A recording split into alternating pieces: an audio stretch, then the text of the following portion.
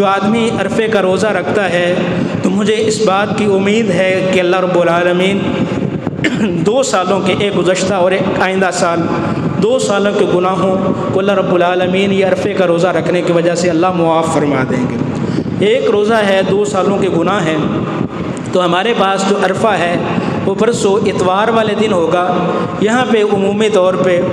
یہ ہر سال ہی اختلاف موجود ہوتا ہے کہ سعودی عرب کے اندر کل بروز ہفتہ وہ 9 ذوالحجہ ہے، عرفہ وہاں پہ کل ہے، تو ہمارے ہاں پرسوں کیوں ہے؟ ایک تو یہ ہے کہ سیدنا عبداللہ بن عباس رضی اللہ عنہ کا یہ قول یاد رکھنا چاہیے، لکل بلد رؤیۃ، ہر ملک کی اپنی رویت کا اعتبار ہے۔ جس طرح ہم روزہ اپنے چاند کے حساب سے کرتے ہیں، عید اپنے چاند کے حساب سے کرتے ہیں، تو ہم عرفے کا روزہ بھی اپنی رویت کے اعتبار سے ہی رکھیں گے۔ اور دوسری بات یہ ہے کہ یہ اختلاف اس وقت شروع ہوا ہے جب یہ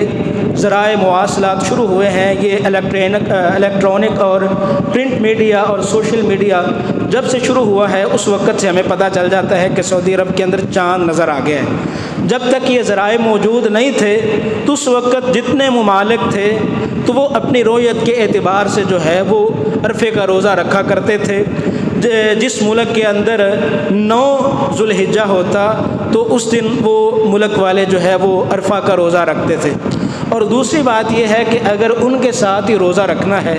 مثال کے طور پہ کسی ملک کے اندر سعودی عرب سے 1 دن پہلے چاند نظر آ جائے،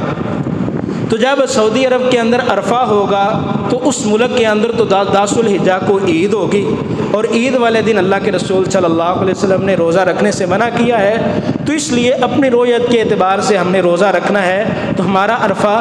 پرسوں بروز اتوار بنے گا۔ ہاں، اگر کوئی آدمی احتیاط کے طور پہ روزہ رکھنا چاہتا ہے تو اللہ کے رسول صلی اللہ علیہ وسلم ذوالحجہ کے 9 روزے رکھتے تھے، افضل ترین ایام ہے تو وہ ہفتے اور اتوار کا ملا کے روزہ رکھ لے۔ اگر عرفے کا روزہ رکھنا ہے تو اکیلا ہمارا عرفے کا روزہ وہ اتوار کا روزہ بنے گا۔ اللہ ہمیں رسول اللہ صلی اللہ علیہ وسلم کی سنت پہ عمل کرنے کی توفیق عطا فرمائے۔